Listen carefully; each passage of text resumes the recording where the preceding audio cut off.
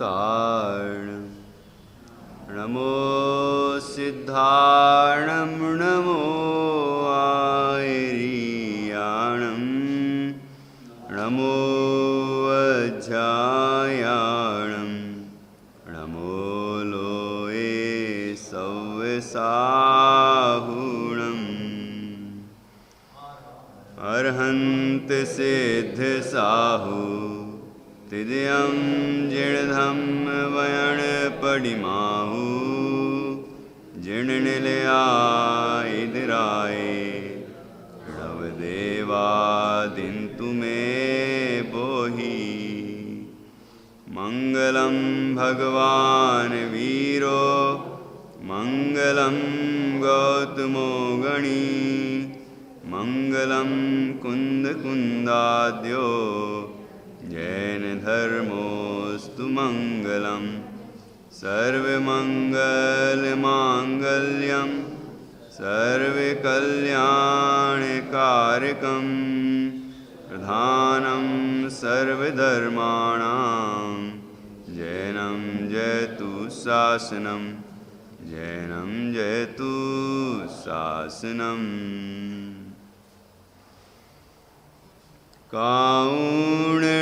कारुण्यनमोकारं जिणवरवसहस्य बड्ढमानस्य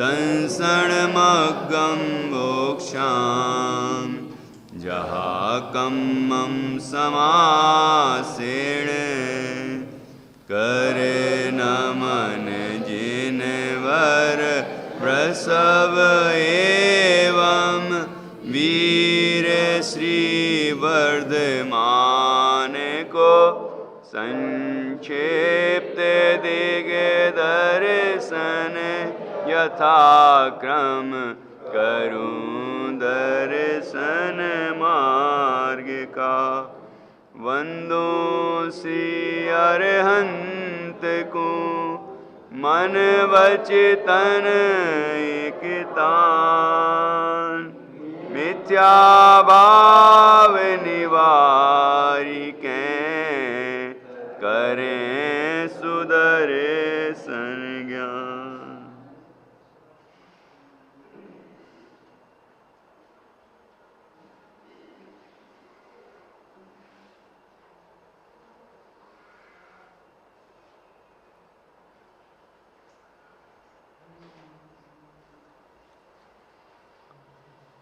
आचार्य श्री कुंद कुंद देव द्वारा रचित यह अष्टपाहुड़ परमागम है। इसकी दूसरी गाथा पर चर्चा चल रही है और इसमें सम्यक दर्शन को धर्म का मूल कहा गया है और ऐसा कहा है कि सम्यक दर्शन के बिना धर्म होता ही नहीं है।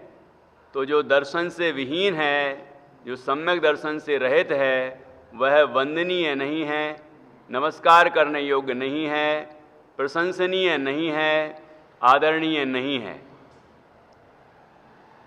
ऐसा सम्यक्त्व का महात्म है।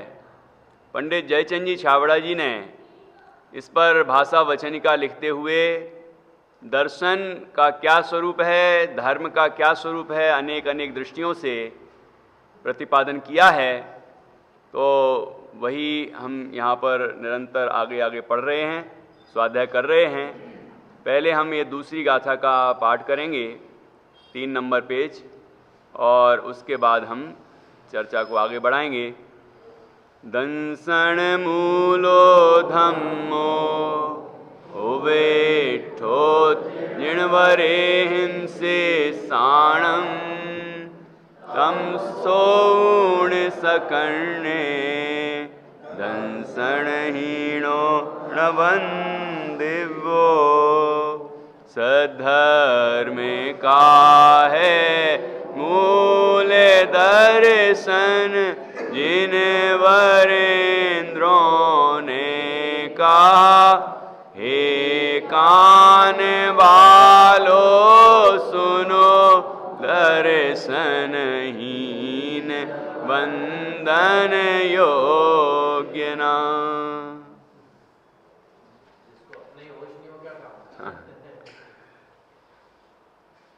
यहाँ सम्यक दर्शन के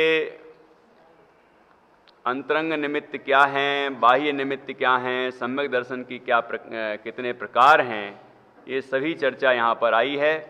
कल हमने सम्यक दर्शन के बाह्य जो अवलंबन हैं, बाह्य निमित्त हैं, उनकी चर्चा की थी। सम्यक दर्शन होने के लिए सबसे पहले तो जीव को तत्व का यथार्थ निर्णय होना चाहिए, क्योंकि टोडरमल जी साहब ने लिखा है तत्व विचार वाला ही सम्यक्त्व का अधिकारी है। जिसे तत्व की खबर ही नहीं है, तत्व अर्थात वस्तु का स्वरूप, वस्तु स्वरूप अर्थात पर से भिन्न निज शुद्ध चैतन्य तत्व, जिसको अपने चैतन्य की खबर ही नहीं है, उसे चैतन्य की अनुभूति कैसे होगी। तो जिसको खबर है, जिसको निर्णय है, जिसको रुचि है, उस जीव के लिए अवलंबन तो बहुत बन जाते हैं। अब उनमें मुख्य अवलंबन कौन है, ये यहाँ पर बताया। भगवान जिनेंद्र का जो बिंब है, जिन प्रतिमा, वह सम्यक दर्शन के होने में निमित्त है। और पंचकल्याणक की जो महिमा होती है, देवों के द्वारा जो महिमा की जाती है धरती पर, उसको देखकर भी जीव को सम्यक दर्शन की प्राप्ति हो जाती है। और इसके अतिरिक्त धर्म का श्रवण करने से सम्यक की प्राप्ति हो जाती है। सम्यक दर्शन का स्वरूप बताया जा रहा हो, आत्मानुभूति का स्वरूप बताया जा रहा हो, तो उसको सुन के जीव अपने आत्मा की अनुभूति प्राप्त कर लेता है। और वेदना भी सम्यक्त्व में निमित्त है। वेदना, हमें जो पीड़ा हो रही है, वो पीड़ा के काल में जीव ये निर्णय करे कि जो जान रहा है उस पीड़ा को, वो जानने वाला मैं, वो पीड़ा मैं नहीं, वो पीड़ा मेरा स्वरूप नहीं है, जानना मेरा स्वरूप है।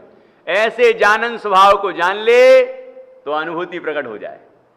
इसलिए वेदना भी निमित्त है। और इसके अतिरिक्त जाति स्मरण ज्ञान, कि पूर्व जन्मों में उसने देशना प्राप्त की हो और वह स्मरण में आ जाए, तो वह जाति स्मरण ज्ञान भी सम्यक दर्शन में निमित्त हो सकता है। हाँ, भाव स्मरण कहो, जाति स्मरण कहो, एक ही बात। जाति स्मरण का अर्थ है पूर्व भाव का ज्ञान हो जाना, स्मरण, है ना। तो वह भी सम्यक दर्शन में निमित्त हो सकता है। और देवों की रिद्धियों को देखकर भी सम्यक दर्शन हो सकता है। ऐसे बाह्य जो सम्यक दृष्टि जीवों के जो वैभव हैं, बाह्य वैभव प्रकट होता है, उनको देख के भी सम्यक्त्व की महिमा आती है और जीव अपने चैतन्य का अनुभव करके सम्यक्त्व को प्राप्त कर लेता है। निश्चय से तो एक ही प्रकार है, कोई अलग अलग प्रकार नहीं है, और मूल में अवलंबन तो एक ही तत्व है। एक शुद्ध चैतन्य तत्व की श्रद्धा का नाम सम्यक दर्शन है, और वो स्वानुभूति पूर्वक ही होता है। तो वो कार्य तो सबके एक सा होगा, लेकिन उसके होने में बाह्य निमित्त अनेक बन सकते हैं। इत्यादि लगा के अनेक अनेक निमित्त बताएं। ठीक है, कोई धर्मात्मा को देख के जीव को अपने स्वरूप की खबर हो जाए। जिन प्रतिमा को देख के तो यहां लिखा ही है ना, तीर्थों को देखकर तीर्थ वंदना करने गया और वहां सिद्धों का स्मरण आ गया कि अरे यहां पर मुनिराजों ने साधना की है और उनने अपने स्वरूप को जान के अरहंत अवस्था और सिद्ध अवस्था को पाया है, तो मैं भी तो वैसा ही हूं, और ऐसा अपने स्वरूप का अनुभव करके वहां सम्यक्त्व प्राप्त कर ले। ये सब बाह्य निमित्त हैं। ये अब किस पर आरोप आएगा, ये उपादान पर निर्भर करता है। उपादान जब प्रकट होगा तो जो उसमें जिस पर भी आरोप आएगा वो निमित्त। आईना देखते देखते भी हो सकता है, नहीं हो सकता।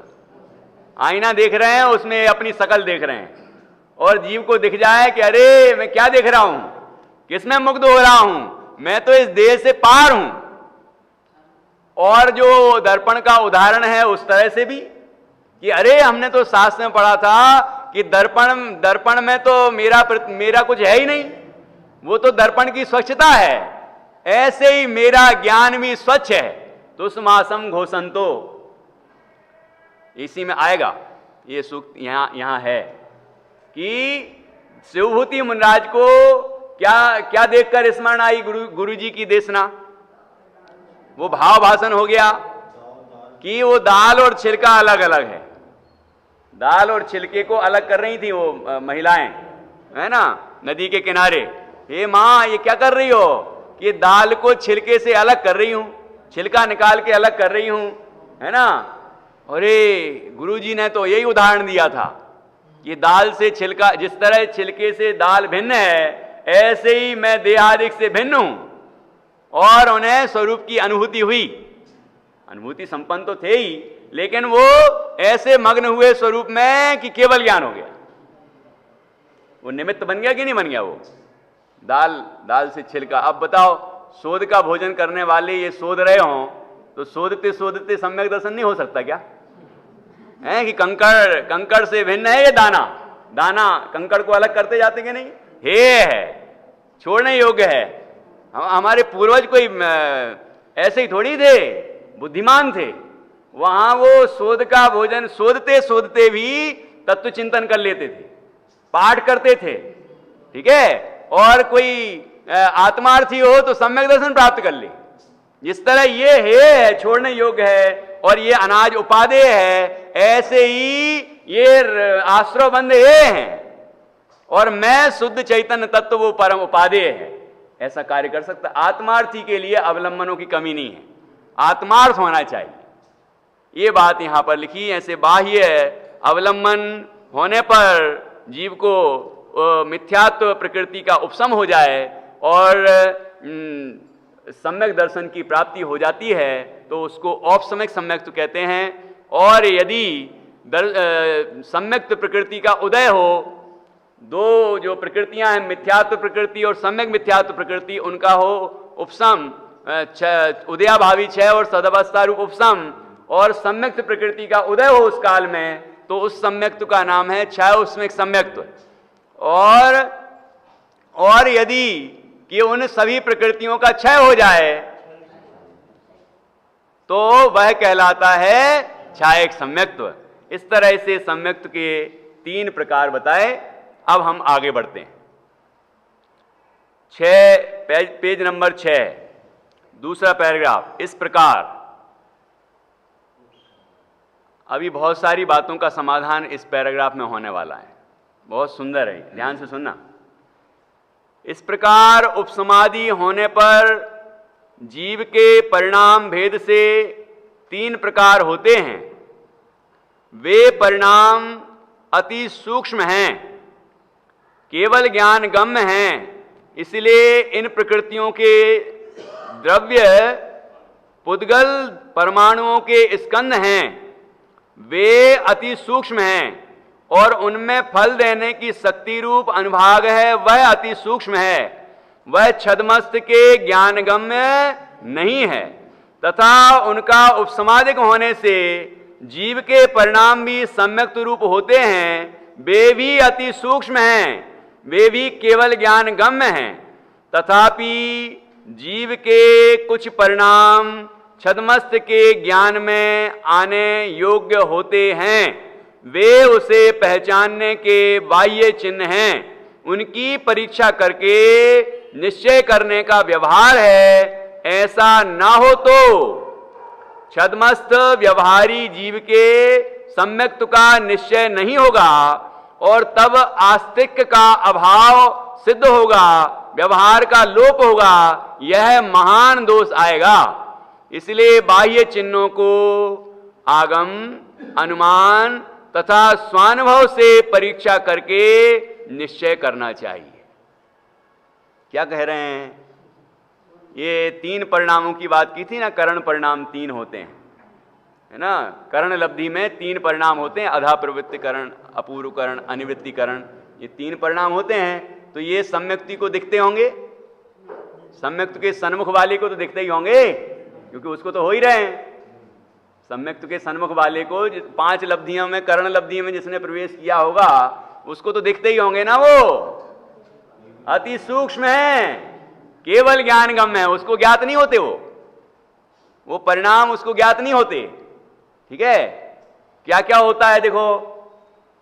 उपसमाधि होने पर, उपसमाधि में उपसम, क्षयोपसम और क्षय, ये तीनों प्रकार के सम्यक्त की बात की ना ऊपर, तो वो तीनों प्रकार आदि में समझ लेना कि ऐसा जो हुआ, उपसमाधिक हुए, कर्मों के उपसमाधिक हुए हैं, तो कर्म तो हमारे ख्याल में आएंगे कि नहीं आएंगे? हैं? इस प्रकार उपसमाधिक होने पर जीव के परिणाम भेद से तीन प्रकार होते हैं। यही तीन प्रकार, अधाकरण, अपूर्वकरण, अनिवृत्तिकरण, ऐसा, और नहीं तो ऐसा भी अर्थ लगेगा, उपसमाधि लिखा ना तो औपसमिक सम्यक्त, छायोपसमिक सम्यक्त और छायक सम्यक्त, ये तीन परिणाम भी लगा सकते हैं। वे परिणाम अति सूक्ष्म हैं। कैसे हैं ये? अति सूक्ष्म हैं, केवल ज्ञान गम्य हैं। इसलिए इन प्रकृतियों के द्रव्य पुद्गल परमाणुओं के स्कंध हैं। ये जो 7 प्रकृतियां हैं, इस 7 प्रकृतियों के जो द्रव्य हैं, ये कौन सा द्रव्य है? ये पुद्गल द्रव्य। ये पुद्गल परमाणुओं के स्कंध हैं। वो ये जो 7 प्रकृतियां हैं, मिथ्यात्व प्रकृति, सम्यक मिथ्यात्व प्रकृति और सम्यक प्रकृति, अनंतानुबंधी क्रोध, मान, माया, लोभ की प्रकृति, ये 7 प्रकृतियां जो हैं ये कर्म हैं। इनके निमित्त से जीव को भाव होते हैं। उनके नाम भी ऐसे ही हैं, उनके नाम भी ऐसे ही हैं। जैसे अनंतानुबंधी क्रोध, तो जीव को क्रोध परिणाम होता है। क्रोध परिणाम हुआ, वो जीव को हुआ, लेकिन उस समय क्रोध प्रकृति का उदय है, वो कर्म है, वो जीव का परिणाम नहीं है। ठीक है? तो यहां प्रकृतियों की बात कर रहे हैं, मतलब कर्म की बात कर रहे हैं। तो वो किसकी रचना है?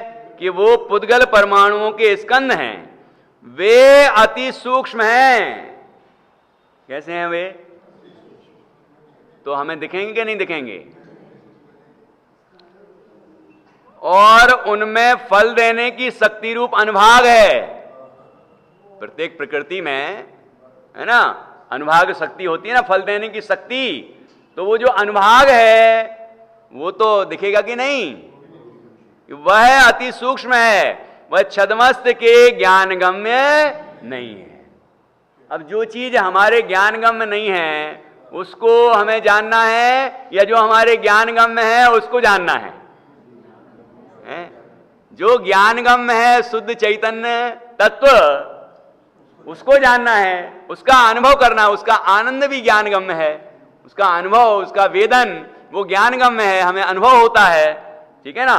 तो वो ही हमारे ज्ञानगम्य है, बाकी नहीं है। तो जो नहीं है वो केवल ज्ञानगम्य है, वो हमने जान लिया और उसका हमें श्रद्धानुओं का ऐसा ऐसा होता है। जब सम्यक तो होता है तो ऐसा ऐसा होता है। ठीक है ना? आगे देखिए, तथा उनका उपसमाधिक होने से जीव के परिणाम भी सम्यक्त रूप होते हैं। तो वे तो अपने परिणाम है ना, अपने तो परिणाम है ना। वो सम्यक दर्शन अपना परिणाम नहीं है। जीव तो जीव मतलब अपन, डरा नहीं करो पता नहीं क्या बोल नहीं नहीं, ऐसा नहीं करेंगे अपन। उलझाने का काम नहीं करते, सुलझाने का काम करते हैं। देखो यहां क्या लिखा कि उनका उपसमाधिक होने से जीव के परिणाम भी सम्यक रूप होते हैं। सम्यक दर्शन हुआ ना जीव को, तो सम्यक दर्शन हुआ, वो तो जीव का परिणाम है ना, तो वो तो दिखेगा कि नहीं माला जी? वो तो दिखेगा। सम्यक दर्शन तो हम मान लो हमें हुआ है सम्यक दर्शन, तो सम्यक दर्शन मुझे ज्ञात होगा कि नहीं होगा?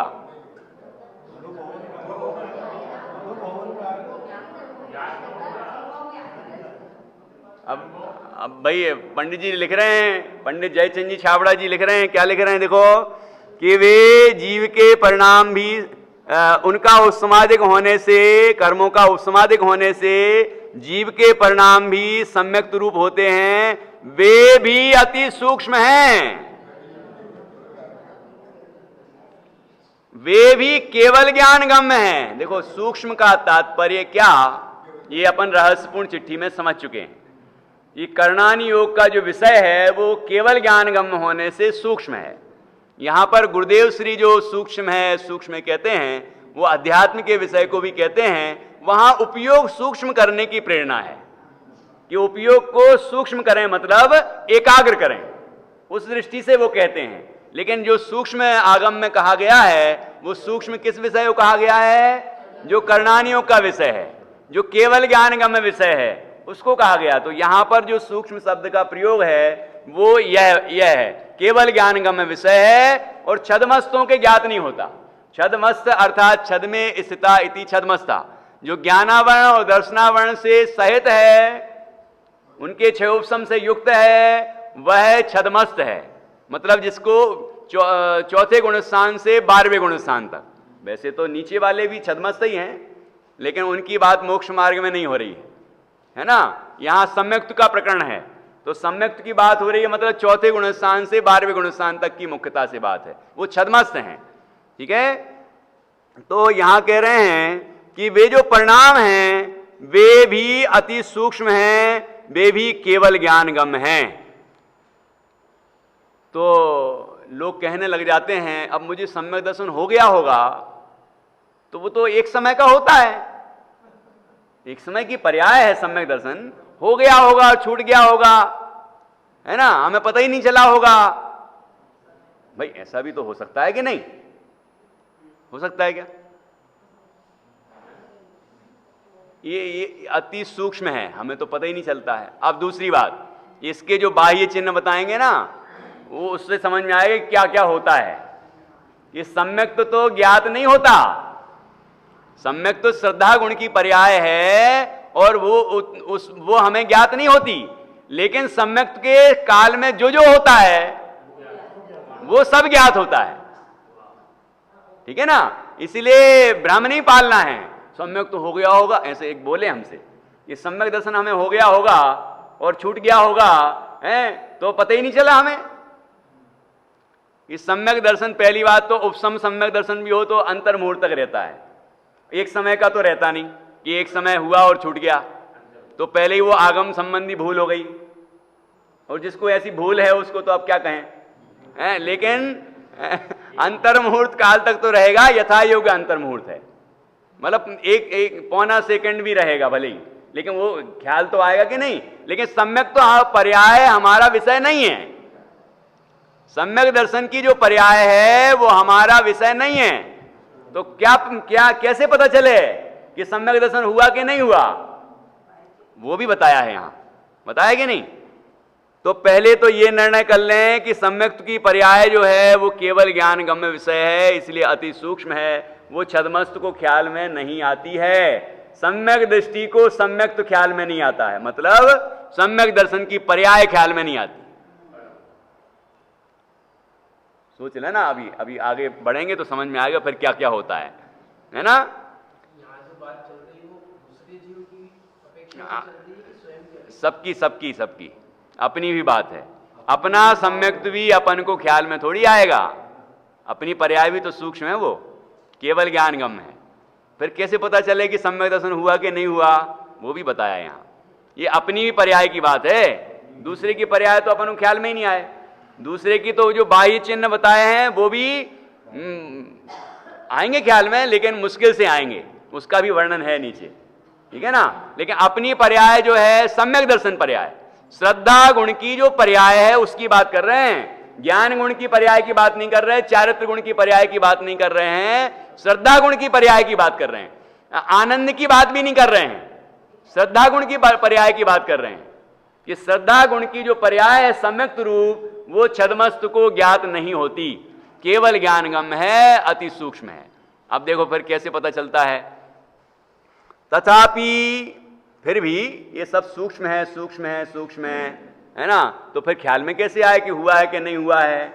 ये तथापि मतलब फिर भी जीव के कुछ परिणाम छदमस्त के ज्ञान में आने योग्य होते हैं, वे उसे पहचानने के बाह्य चिन्ह हैं, ये अंतरंग चिन्ह नहीं है। मतलब सम्यक्त जो श्रद्धा गुण की पर्याय है वो तो ख्याल में नहीं आएगी छदमस्त को, ठीक है ना। लेकिन सम्यक्त के साथ जो प्रकट हुआ होगा कुछ परिणाम जो उसके साथ ही होते हैं, उसके बिना हो ही नहीं सकते, बल्कि उनके साथ ही ये सम्यक्त पैदा होता है, वो बाह्य चिन्ह है। वो क्या है कि तथापि जीव के कुछ परिणाम छद्मस्त के ज्ञान में आने योग्य होते हैं, वे उसे पहचानने के बाह्य चिन्ह हैं।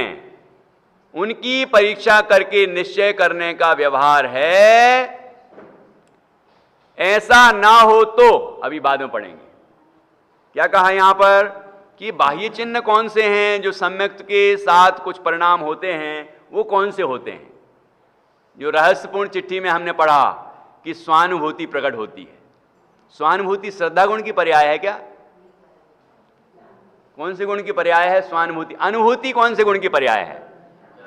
अनुभूति अनुभव ज्ञान गुण की पर्याय है, और चारित्र्य गुण की पर्याय भी कह सकते हैं कि ध्यान अपने स्वरूप का ज्ञान हुआ और उसको ही जानते रहे, उसका नाम ध्यान।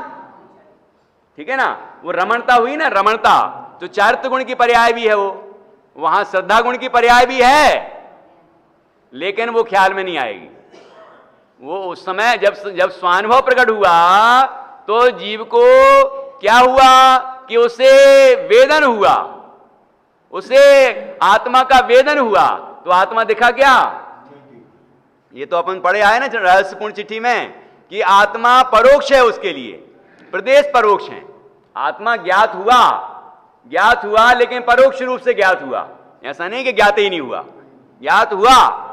जैसे मिश्री खाने वाले को, आंख वाले को भी मिश्री ज्ञात होती है और बिना आंख वाले को भी मिश्री ज्ञात होती है। ज्ञात तो हुई कि नहीं हुई? जानी कि नहीं मिश्री है? तो क्या जाना कि जब उसको मुंह में लिया तब उसने स्वाद जाना। ऐसे ही जब अनुभव में लिया तो उस छद्मस्त ने आनंद को जाना, आत्मा का आनंद आया, आनंद का वेदन हुआ, स्वयं का अनुभव हुआ। तो अनुभव से जो आनंद प्रकट हुआ, सच्चा सुख, निराकुल सुख प्रकट हुआ, निर्विकल्प दशा प्रकट हुई, उसका आनंद प्राप्त हुआ। उसका आनंद वह उसका विषय है। छद्मस्त का विषय क्या है? छद्मस्त के ज्ञानगम में क्या होता है कि वो ज्ञानानंद, ज्ञान भी विषय है, ज्ञान स्वयं को भी जानता है, और जो आनंद आया, जो आत्मा को जानने से आनंद आया, वो आनंद इस ज्ञान का विषय है, छद्मस्त के ज्ञान का विषय है। और ये तभी होता है, मतलब स्वानुभव जब होता है उसी काल में जीव को सम्यक्त प्रकट होता है, उसी काल में जीव को आनंद प्रकट होता है, उसी काल में ये प्रकृतियों का उपसमादिक होता है। ये सब उस काल में होता है। तो जो होता तो सब कुछ है, ये सब होता तो सब कुछ है, लेकिन ख्याल में क्या आता है, ये बात कर रहे हैं। उसको ख्याल में क्या आता है कि उसे अनुभूति ख्याल में आती है, उसे आनंद ख्याल में आता है। ख्याल में आता है मतलब अनुभव होता है, ध्यान में आता है, ज्ञात होता है, उसके ज्ञानगम है। तो वो जो अनुभूति है और वो जो आनंद का वेदन है, वो जो रमणता है, निर्विकल्पता है, ये ज्ञात होती है। ये सम्यक्त के बाह्य चिन्ह है, ये सम्यक दर्शन नहीं है। ये सम्यक दर्शन नहीं है, स्वानुभूति सम्यक दर्शन नहीं है। ख्याल में आ रहा है कि नहीं आ रहा है? स्वानुभूति सम्यक दर्शन नहीं, वो आनंद का वेदन सम्यक दर्शन नहीं। सम्यक दर्शन तो श्रद्धा गुण की पर्याय है, उसमें प्रतीति होती है आत्मा की, उसमें श्रद्धा होती है आत्मा की, उसमें रुचि होती है आत्मा की। वही मैं हूं ऐसा होता है, ये विकल्प नहीं, ये होता है, ये प्रतीति होती है। ठीक है ना?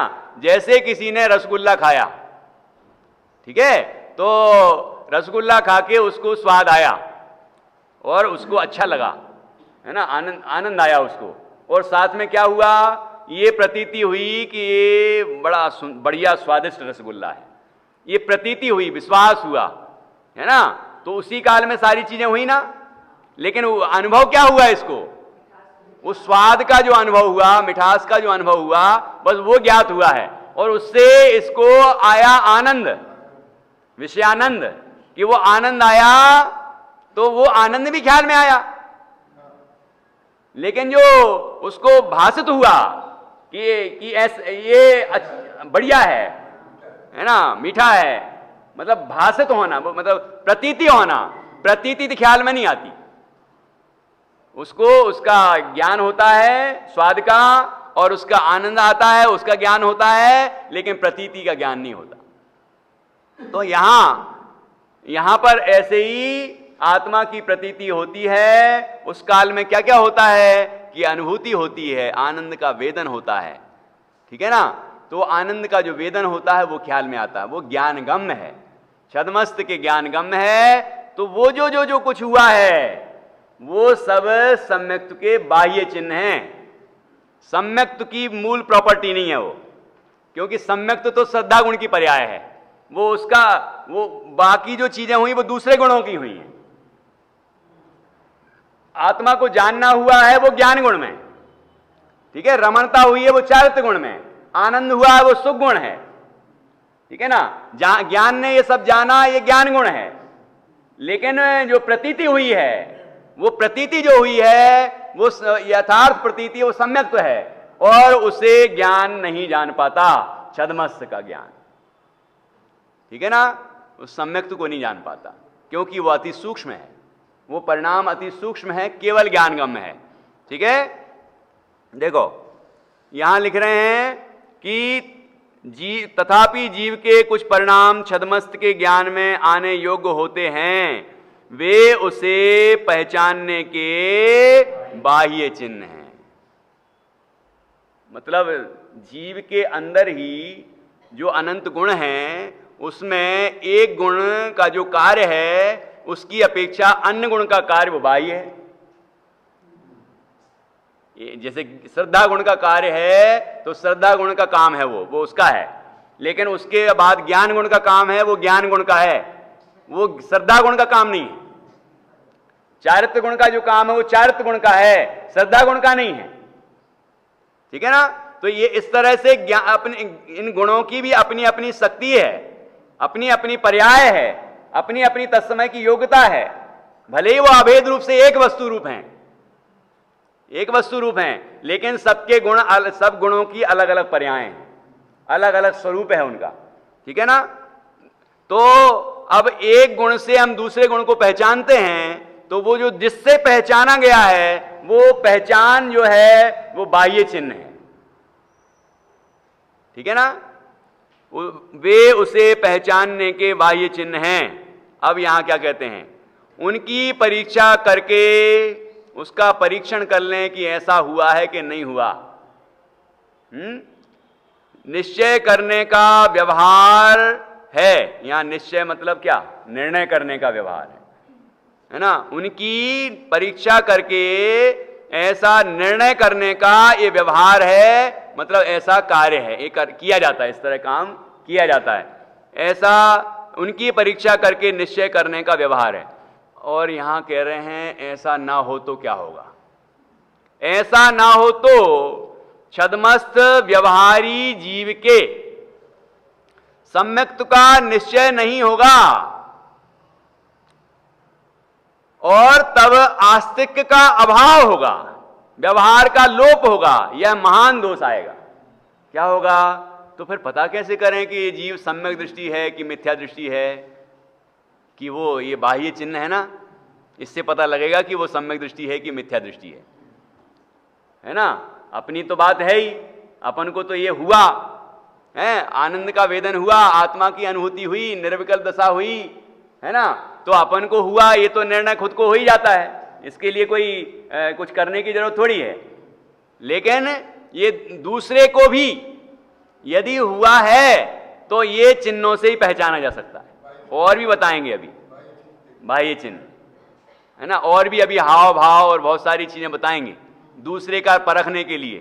तो आप कहोगे दूसरे का क्यों परखना,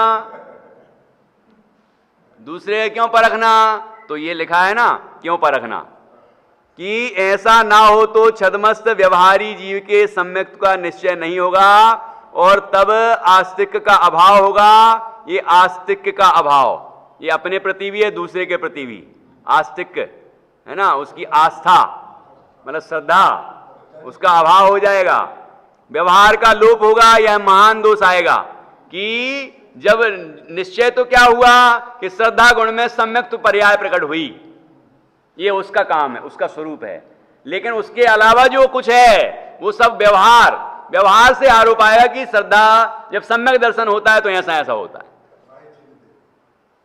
सम्यक दर्शन होता है, सम्यक दृष्टि जीव को ऐसा ऐसा होता है। क्या होता है? उसे अनुभूति, स्वानुभूति होती है, उसे आनंद का वेदन होता है, उसे वस्तु का यथार्थ स्वरूप ख्याल में आता है, ज्ञात होता है। वो प्रतीति होती है, वो तो अभेद है, वो तो होती है, लेकिन ज्ञात होता है, सात तत्व का यथार्थ ज्ञान होता है उसको।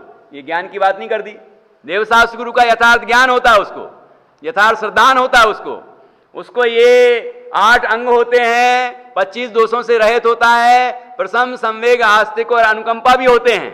ये सब बाह्य चिन्ह, ये कोई ज्ञान गुण की पर्याय है तो कोई चारित्र गुण की पर्याय है, श्रद्धा गुण की पर्याय तो प्रतीति रूप है, सम्यक रूप है, ठीक है ना। लेकिन ये चीजें नहीं पता चले, इन सब ये बाह्य चिन्ह ना हो, ये तो फिर सम्यक का निर्णय कैसे हो कि सम्यक दर्शन हुआ है कि नहीं हुआ, अपने को हुआ है या पर को हुआ है, ये दोनों ही निर्णय नहीं होंगे। क्योंकि अपने को भी हुआ होगा तो भी ये बाह्य चिन्ह प्रकट होना चाहिए, स्वानुभूति होना चाहिए, आनंद का वेदन होना चाहिए, तब पता और तत्व का यथार्थ स्वरूप ख्याल में होना चाहिए। नहीं तो कोई कहे कि मुझे तत्व की तो खबर ही नहीं है लेकिन आत्मा की अनुभूति हो गई, ऐसा संभव नहीं है। इसलिए आचार्य उमा स्वामी ने तत्वार्थ श्रद्धानम सम्यक दर्शन का लक्षण बनाया, आत्म श्रद्धानम नहीं बनाया। वो गर्भित है वहां, ये लिखा नहीं टोडरमल जी ने, गर्भित है वहां, लेकिन वो लक्षण नहीं बनाया। लक्षण सर्व दोषों से रहित होना चाहिए।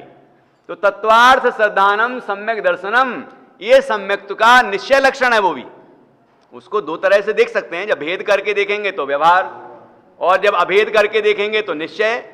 और तत्वार्थ श्रद्धान में पर से भिन्न अपने शुद्ध चैतन्य तत्व का श्रद्धान, ये निश्चय श्रद्धान गर्भित है वहां, ठीक है ना। तो इस तरह वहां जो लिखा है वो उसको ही पंडित टोडरमल जी साहब ने मुख्यता दी है। 4 जो सम्यक्त्व के लक्षण हैं उनमें सर्व प्रधानता दी किसको? तत्वार्थ श्रद्धानम सम्यक दर्शनम को। उन्होंने कहा कि आत्मा के श्रद्धान को सम्यक तो कहते हैं, इस सम्यक के लक्षण को मुख्यता क्यों नहीं दी कि किसी जीव को भ्रम हो सकता है कि मुझे तो आत्मा की अनुभूति हो गई है ना, लेकिन तत्वों की खबर नहीं है, तत्व निर्णय हुआ नहीं है, देव शास्त्र गुरु का ठिकाना नहीं है, और कहे कि मुझे तो हो गया है ना, तो ऐसा संभव नहीं है। इसलिए मुख्यता क्या कि तत्वार्थ श्रद्धान, तत्वार्थ श्रद्धान में देव शास्त्र गुरु का श्रद्धान भी यथार्थ होना चाहिए, स्वपर का श्रद्धान भी यथार्थ होना चाहिए, और आत्म श्रद्धान भी यथार्थ होना चाहिए। यहां आचार्य कहते हैं इस तत्वार्थ श्रद्धान में सभी गर्भित हैं, सब होना चाहिए, वो किसी का विरोधी नहीं। वैसे तो कोई भी श्रद्धान किसी का विरोधी नहीं है, लेकिन वो जो है वो मुख्य है, तत्वार्थ श्रद्धान मुख्य है, उसमें अव्याप्ति, अतिव्याप्ति और असंभव कोई दोष नहीं है, निर्दोष लक्षण है सम्यक्त्व का। क्योंकि जो लक्षण बनाए जाते हैं वो निर्दोष होने चाहिए, ठीक है ना। तो ये सर्व तरह से निर्दोष है, और बाकी में कहीं भ्रम होने की संभावना हो सकती है, इसलिए दूसरों को प्रधानता नहीं दी, तत्वार्थ श्रद्धानम सम्यक दर्शनम इसको प्रधानता दी, ठीक है। तो इस तरह से सम्यक तो श्रद्धा गुण की पर्याय है, लेकिन उसके साथ साथ ज्ञान में क्या होता है, चारित्र में क्या होता है, ये सब जो कुछ होता है, और परमार्थ क्या होता है, व्यवहार क्या होता है, वो सब कुछ होता है, तो ज्ञात होता है कि इसको सम्यक दर्शन है, स्वयं को है और दूसरे को है। पहले तो स्वयं को है, ये तो जानना बिल्कुल आसान है, ठीक है ना, क्योंकि उसको खुद ही अनुभूति हुई है, खुद ही आनंद का वेदन हुआ है। लेकिन अब दूसरे को है कि नहीं है, ये भी बाह्य चिन्ह से ही पहचाना जाएगा। अभी तो ये बाह्य चिन्ह जो कहे वो अपने ही कहे हैं, मतलब अपने को सम्यक दर्शन हुआ तो उस सम्यक दर्शन के साथ साथ क्या क्या होगा वो बताया है ना। अब वो दूसरे को भी ऐसा ही होगा, लेकिन वो हमें ख्याल में आएगा कि नहीं आएगा वो पक्का नहीं है, उसमें से कैसे ख्याल में आएगा वो भी आगे आएगा। क्या क्या समझ में आता है, कैसे कैसे समझ में आता है, अनुमान है ना, अनुमान से ज्ञात होगा कि ऐसा है। तो अब देखिए अपन क्रम से आगे बढ़ेंगे तो समझ में आएगा सारा विषय। देखिए कि तब कि ऐसा ना हो तो छद्मस्त व्यवहारी जीव के सम्यक्त्व का निश्चय नहीं होगा, और तब आस्तिक का अभाव सिद्ध होगा। कि आस्तिकपना, आस्थापना मतलब विश्वास, उसका अभाव होगा कि ये सम्यक्ति है कि मैं सम्यक्ति हूं कि नहीं हूं, ये कैसे पता चले जब सम्यक तो ख्याल में नहीं आता तो, है ना। तो ये बाह्य चिन्हों से निर्णय होगा कि सम्यक दर्शन हुआ है। वो जी मतलब स्वयं सम्यक दृष्टि है और दूसरा सम्यक दृष्टि है, ये ख्याल में आएगा। व्यवहार का लोप होगा यदि ये बाह्य चिन्ह नहीं माने तो, ठीक है, यह महान दोष आएगा, व्यवहार का ही लोप हो जाएगा, ठीक है।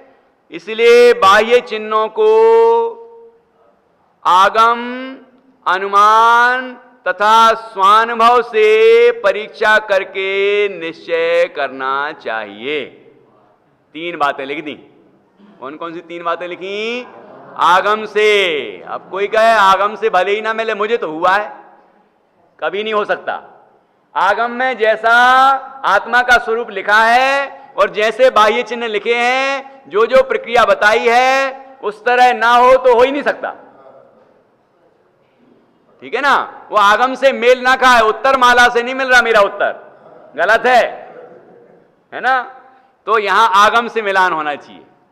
आगम अनुभव को तर्कपूर्ण बनाता है। ये लौकिक में भी ये बात है कि जो शास्त्र हैं या किताबी ज्ञान है वो हमारे अनुभव ज्ञान को तर्कपूर्ण बनाता है कि वो सही है कि गलत है। उसको परीक्षण करने की मतलब एक माध्यम है, वो तरीका है। यहाँ कहानी सुनता जाता है और यहाँ निर्णय करता है, हाँ ऐसा है कि नहीं है, ऐसा है कि नहीं है, ऐसा होता है कि हाँ ये ठीक कह रहे हैं, हाँ ऐसा मैं नहीं करता, अरे मैं ऐसा करता हूँ, ऐसा अपने आप करता रहता है। गुटर अंदर होता है कि नहीं होता है ना, अंदर होता है कि नहीं। तो ये खुद का ज्ञान वो निर्णय करता है और अच्छा ऐसा नहीं करना चाहिए मुझे, ऐसा करने से ऐसा होता है, ऐसा करने से ऐसा होता है, ये करना चाहिए, ऐसा वो खुद निर्णय करता। उसको निर्णय करने में वो चीज मददगार होती है। अब वो पुस्तकें तो हैं, वो उनकी बात तो मैं नहीं कर सकता, लेकिन जो जिनागम है वो तो ज्ञानियों की बात है, वीतरागियों का लिखा हुआ है, तो उसमें कहीं भी ये संभावना नहीं है कि कुछ गलत निर्णय हो जाए, है ना। यहां तो यथार्थ ही होगा, क्योंकि यथार्थ वीतराग विज्ञान वालों ने लिखा है और जो जानेगा वो भी वीतराग विज्ञान से संपन्न हो जाएगा, है ना। तो इस तरह से आगम ही हमारे लिए प्रमाण है और वो हमारे अनुभव को तर्कपूर्ण बनाता है कि हम जो अनुभव कर रहे हैं वो ठीक है कि नहीं है। ये आगम उसका प्रमाणित करेगा उसको। आगम, अनुमान से प्रमाणित होगा। ये अनुमान इनसे लगाया जाएगा। ये जो बाह्य चिन्ह है ना, इन बाह्य चिन्हों से अनुमान लगेगा कि जहां जहां स्वानुभूति होती है वहां वहां सम्यक्त का जन्म होता है। जहां सम्यक्त का जन्म नहीं होता वहां स्वानुभूति भी नहीं होती। वो लगाएंगे ऐसी व्याप्ति, पढ़ा था ना अपन ने, अग्नि वगैरह वाला, धुआं वाला, है ना। तो ये बाह्य चिन्ह से कैसे निर्णय करें कि जहां जहां ऐसा आनंद का वेदन होता है, जिस जिसको ऐसा आनंद प्रकट होता है, जिस जिसको ऐसा ज्ञान होता है, जिस जिसके ऐसी ऐसी परिणति होती है, उसको सम्यक्त होता है, ठीक है। और जिसे सम्यक्त नहीं होता उसे ऐसी परिणति नहीं प्रकट होती। ये अन्वय व्याप्ति और व्यतिरेक व्याप्ति दोनों अलग तरह से लगाई जाएगी ना। जब बाह्य चिन्हों से उसका निर्णय करेंगे सम्यक्त का, तो वो अन्वय व्याप्ति कि जहां ऐसा होता है वहां ऐसा होता है, जहां ये बाह्य चिन्ह प्रकट होते हैं वहां सम्यक्त होता है। और व्यतिरेक व्याप्ति में उस तरफ से लगाना पड़ेगा, जहां सम्यक्त नहीं होता वहां ऐसे बाह्य चिन्ह प्रकट भी नहीं होते। ये अन्वय और व्यतिरेक दोनों व्याप्ति घटित होना चाहिए, ठीक है ना, तब निर्णय होगा। और तब जब निर्णय हुआ, अतः यहां पर ऐसा हुआ है, ये अनुमान क्या, ये तो व्याप्ति ज्ञान हुआ, ये व्याप्ति ज्ञान हुआ। जहां जहां धुआं है वहां वहां अग्नि है, जहां अग्नि नहीं है वहां धुआं भी नहीं। ये भी ऐसा चिन्ह है, विकार वाला चिन्ह है। धुआं विकार है ना, कहीं कहीं निर्धूम अग्नि भी हो सकती है, लेकिन जहां जहां उष्णता होती है वहां वहां अग्नि होती है, और जहां अग्नि नहीं होती वहां उष्णता भी नहीं होती। ऐसे ही जहां जहां ऐसी अनुभूति प्रकट होती है, ऐसा आनंद का वेदन होता है, वहां वहां सम्यक तो होता है, और जहां सम्यक तो नहीं होता वहां ऐसा अनुभव भी प्रकट नहीं होता, उसे ऐसा आनंद भी प्रकट नहीं होता। ये व्याप्ति हुआ। अतः चूंकि यहां पर मुझे ऐसा अनुभव हुआ है और ऐसा आनंद का वेदन हुआ है और ऐसे ऐसे बाह्य चिन्ह प्रकट हुए हैं, अतः मुझे सम्यक तो हुआ है। ये अनुमान से हमने निर्णय किया। ये इस तरह से न्याय लगता है। ये न्याय, अध्यात्म में न्याय की प्रधानता है, तो न्याय से ये खरा उतरना चाहिए, ठीक है ना। तो ये अनुमान हुआ। और किसी और का सर्टिफिकेट नहीं चाहिए। हाँ, ये किसी और के सर्टिफिकेट की जरूरत नहीं है। मैंने तो एक बार कहा था कि सारी दुनिया मिलके ये कह दे कि आप सम्यक दृष्टि हैं, तो क्या फायदा हो जाए? क्या सम्यक्त का जो आनंद है वो मिल जाएगा? क्या सम्यक्त के होने से जो अनंत संसार खत्म हो जाता है, सीमित हो जाता है, वैसा हो जाएगा? क्या वो अर्धपुर्गल परावर्तन की सीमा हो जाएगी? कुछ नहीं होने वाला। इसलिए किसी से सर्टिफिकेट लेने की जरूरत नहीं है। सर्टिफिकेट लेना है तो आगम से लें। ऐसा नहीं कह रहे हैं कि नहीं लेना है। नहीं लेना है मतलब फिर कोई भ्रम पाल ले तो भ्रमित भी नहीं होना है, तो सर्टिफिकेट यहां मिलेगा। ये आगम उत्तर माला है, ठीक है ना। यहां से निर्णय होगा कि मेरा सवाल का जो हल है सही है कि गलत है, ये निर्णय यहां से हो जाएगा। और जो ज्ञानी हैं, जिनने वो अनुभव किया है, वो जीव हमें बता सकते हैं, वो हमारी मदद कर सकते हैं समझने में, ठीक है ना। तो वो हमें बता सकते हैं। बाकी यहां क्योंकि आगम और आगम के अनुसार ही ज्ञानी के वचन होते हैं, तो वो ज्ञानी के वचन भी हमें निर्णय करा सकते हैं। और निर्णय क्या करा सकते हैं?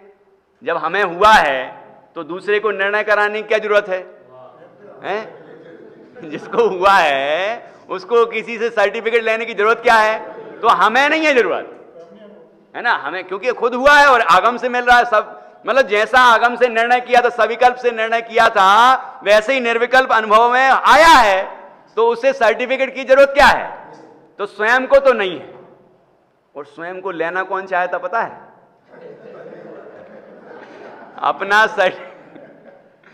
अपने सर्टिफिकेट कौन लेना चाहता है? जिसे नहीं हुआ और वो सान मारना चाहता दुनिया में कि मैं सम्यक्त विभूषित कहलाऊं, क्योंकि जिन जिन को सम्यक्त विभूषित कहा गया है वो दुनिया में बहुत प्रसिद्ध हैं, बहुत पूजनीय हैं, तो मैं भी पूजनीय हो जाऊं। इसको वो आनंद नहीं चाहिए, इसे मोक्ष नहीं चाहिए, इसे वो फर्जी बनती है ना मार्कशीट फर्जी बन जाती। एक सज्जन कल आए, उनका बच्चा 2 साल से स्कूल नहीं जा रहा है और एडमिशन भी नहीं है, निकाल लिया उसको, लेकिन कहते मेरी जुगाड़ है जब स्कूल शुरू होंगे तब हमें उस क्लास तक का सर्टिफिकेट मिल जाएगा। जुगाड़ है, ज्ञान हो या ना हो सर्टिफिकेट है। ऐसी सर्टिफिकेट लगा लो, मैं ये गुरु, मैं वो गुरु, और मैं ये, और मैं सम्यक्त विभूषित, तो है ना। ऐसे गुरुदेव ने कभी नहीं लगाया, खुद लगाया गुरुदेव ने, बहन श्री बहन ने भी खुद नहीं लगाया। ये हम लोगों ने उनको उपाधि दी।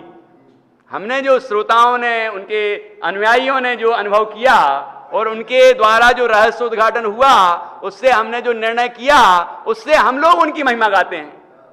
हम महिमा गाते हैं, है ना। कोई उनने थोड़ी कहा कि हमें ऐसा लगाओ, लेकिन जीव तो ऐसे ही लगवा रहे हैं, है ना। उनकी क्या बात करें। इसलिए ये बात भी निर्णय हो गई कि अपन को अनुभव हो तो आगम सर्टिफिकेट है, ज्ञानी के वचन सर्टिफिकेट है। जिस ज्ञानी की उसने देशना प्राप्त की है उससे वो प्रमाणित होगा। सविकल्प से जैसा निर्णय किया वैसा ही निर्विकल्प अवस्था में आत्मा का वेदन होता है, और वैसा ही वैसा सब कुछ आनंद आदि प्रकट होते हैं। इसे किसी से सर्टिफिकेट लेने की जरूरत नहीं, ठीक है। अब दूसरे की बात करें तो उसे जरूरत है कि नहीं? उसे तो जरूरत नहीं है, लेकिन हमें जरूरत है कि वो है या नहीं है। भाई ऐसा नहीं कह रहे आप लोग, कोई कह रहा नहीं नहीं नहीं नहीं, नहीं क्या जरूरत है? नहीं नहीं नहीं नहीं है, व्यवहार का लोप हो जाएगा, व्यवहार का लोप हो जाएगा। कौन पूजनीय है कौन पूजनीय नहीं है ये कैसे पता चलेगा? इसका निर्णय भी तो होना चाहिए ना।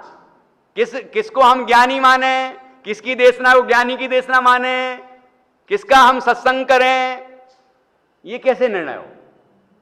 ये बाह्य चिन्हों से निर्णय होगा, और बाह्य चिन्ह दूसरे की अपेक्षा अभी आएंगे। ये तो मुख्य रूप से अपनी ही बात है, अपनी ही अपेक्षा से बात है, ठीक है ना। तो ये बाह्य चिन्ह अपने ही हैं। अभी बाह्य चिन्ह दूसरे के भी गिनाएंगे, क्योंकि व्यवहार का लोप हो जाएगा नहीं तो पता चलना चाहिए कि सामने वाला है कि नहीं है। वो भी गिनाया है, यहां पर नीचे आया है उसके बारे में भी। तो यहां कह रहे हैं कि इसलिए बाह्य चिन्हों को आगम, अनुमान तथा स्वानुभव से परीक्षा करके निश्चय करना चाहिए। स्वानुभव से, जिसने स्वयं अनुभव किया अपना, उसे सर्टिफिकेट की जरूरत तो है ही नहीं। अब जिसे अनुभव हुआ उसे सामने वाले का भी पता चल जाता है, उसे भी ज्ञात हो जाता है कि ऐसा जब हमारे हो रहा है तो ऐसा उनके भी हो रहा है, मतलब ऐसा है, उसको अनुमान हो जाता है, ठीक है ना, निर्णय हो जाता है। लेकिन जिसे है उसे ही निर्णय होता है, जिसे नहीं है उसे कैसे निर्णय हो? दूसरे के सम्यक्त का निर्णय किसे होगा? जिससे स्वयं होगा, है ना, उसको निर्णय होगा कि इसके भी ऐसा है। कहा था ना, जाके पैर न फटे बिमाई, वो का जाने पीर पराई। जिसको खुद ही नहीं हुआ वो दूसरे की पीर को कैसे समझेगा? जिसके ऊपर बीतती है, कहते हैं ना लोग, पंडित जी जिसके ऊपर बीतती है उसे ही पता चलता है। हाँ, तो पता है ना, पक्का उदाहरण ले लो इसको, ये उदाहरण बन गया। ऐसे ही जिसे अनुभूति होती है उसे ही पता होता है कि सामने वाले को भी कैसा अनुभव हुआ होगा, और उसी का श्रद्धान, पूरा जैन शासन का श्रद्धान उसी को होता है। भगवान किस तरह अनुभव कर रहे हैं वो भी उसको ही ख्याल में आता है। मुनराज कैसा अनुभव करते हैं क्षण क्षण में अंतर्मुख होकर, ये भी उसी को श्रद्धान होता है, उसी को ज्ञात होता है, क्योंकि वैसा उसको हुआ है, ठीक है ना। इसलिए बाह्य चिन्हों को आगम, अनुमान तथा स्वानुभव से परीक्षा करके निश्चय करना चाहिए। ये जो लिखा है यहां पर, ये अपन को समय सार जी की याद भी आ रही होगी। आगम के सेवन से, युक्ति के अवलंबन से, पर अपर गुरु के उपदेश से, और स्वानुभव से निज वैभव का जन्म हुआ। आचार्य के निज वैभव का जन्म हुआ। ऐसे होता है वैभव का जन्म।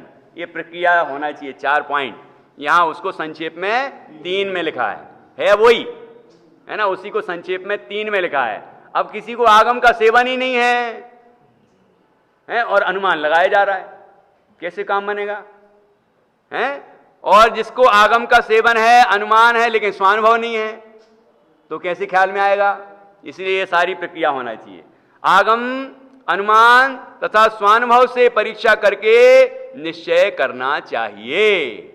अपना मुख्य रूप है, अपना ऐसा निश्चय करना चाहिए कि सम्यक्त हुआ है, क्योंकि सम्यक्त जब होता है तो ये बाह्य चिन्ह प्रकट होते हैं। इसलिए सम्यक्त भी हुआ है, भले ही हमें ख्याल में नहीं आएगा। सम्यक्त केवल ज्ञानगम्य है, अति सूक्ष्म है, लेकिन उसके साथ साथ ये चीजें होती हैं कि अनुभूति होती है, आनंद का वेदन होता है, और रस नीरस हो जाते हैं। रस नीरस हो जाए तत्क्षण अक्षय विषय नहीं भावे, जब आत्म अनुभव आवे। ये बाह्य चिन्ह हैं, उससे अपने सम्यक्त का निश्चय करना चाहिए, क्योंकि सम्यक्त तो दिख नहीं रहा है ना, बाकी चीजें दिख रही हैं। तो इसलिए सम्यक्त का निर्णय करने के लिए इन बाह्य अवलंबनों से हमें निर्णय करना चाहिए, ठीक है ना। ये बात हुई। अब आगे का पैराग्राफ पढ़ूंगा, कल अर्थ करेंगे अपन। वे चिन्ह कौन से हैं सो लिखते हैं, ध्यान से सुनना। मुख्य चिन्ह तो उपाधि रहित शुद्ध ज्ञान चेतना स्वरूप आत्मा की अनुभूति है। यद्यपि यह अनुभूति ज्ञान का विषय है, तथापि वह सम्यक्त होने पर होती है, इसलिए उसे बाह्य चिन्ह कहते हैं। ज्ञान तो अपने को स्वसंवेदन रूप है, उसका रागादि विकार रहित शुद्ध ज्ञान मात्र का अपने को आस्वाद होता है कि जो यह शुद्ध ज्ञान है सो मैं हूं, और ज्ञान में जो रागादि विकार हैं वे कर्म के निमित्त से उत्पन्न होते हैं, वह मेरा स्वरूप नहीं है। इस प्रकार भेद ज्ञान से ज्ञान मात्र के आस्वादन को ज्ञान की अनुभूति कहते हैं। वही आत्मा की अनुभूति है तथा वही शुद्ध नय का विषय है। ऐसी अनुभूति से शुद्ध नय के द्वारा ऐसा भी श्रद्धान होता है कि जो सर्व कर्म जनित रागादिक भाव से रहित अनंत चतुष्टय मेरा स्वरूप है, अन्य सब भाव संयोग जनित हैं, ऐसी आत्मा की अनुभूति सो सम्यक्त्व का मुख्य चिन्ह है। यह मिथ्यात्व अनंतानुबंधी के अभाव से सम्यक्त होता है, यह उसका चिन्ह है। उस चिन्ह को ही सम्यक्त कहना सो व्यवहार है। इसकी चर्चा अपन कल करेंगे। बहुत ही सुंदर प्रसंग है और अभी पर के संबंध में भी अगले पैराग्राफ में आया है, उससे हम निर्णय करेंगे कि पर को किस अपेक्षा हम जानेंगे कि हुआ है कि नहीं हुआ है। हम इस तरह से बाहर में देव शास्त्र गुरु का श्रद्धान करें और अंदर में अपने शुद्ध चैतन्य का श्रद्धान करके आनंद पाएं। यही कल हमने एक प्रथमान योग की कथा 32 का विमोचन किया। जिन साधन में बंधुओं को प्राप्त नहीं हुई कृपया एक प्रति ले लेवें। आज परमात्मा होने का विज्ञान जैन धर्म, हमारे सुनील जी जैन साहब सीए, हमारे यहाँ 2 सुनील जी हैं, एक व्यवस्थाओं को देखते हैं, एक नियमित स्वाध्यायी हैं, शायद कोरोना काल के बाद पहली बार पधारे हैं। उन्होंने 50 पुस्तक कहीं से लाए हैं। इसमें परमात्मा, अंतरात्मा, परमात्मा और बहिरात्मा से अंतरात्मा और आत्मा से परमात्मा कैसे बना जाए, और प्रतिमाओं का स्वरूप, 11 प्रतिमाओं का स्वरूप, 5 महाव्रतों का उसमें उल्लेख, मतलब ऐसा श्रावक के लिए क्या है, बड़ा सूक्ष्म बतलाया गया है। कृपया एक पुस्तक प्रत्येक परिवार यहाँ से प्राप्त कर लें, ऐसी उनकी भावना है। ये बाबूलाल जी जैन दिल्ली वालों ने लेखक हैं उसके और प्रकाशक है। बहुत बढ़िया, अभी देखने में आई है तो बहुत अच्छी पुस्तक लगी है। कृपया एक परिवार के लिए प्राप्त कर ले, ऐसी उनकी भावना है।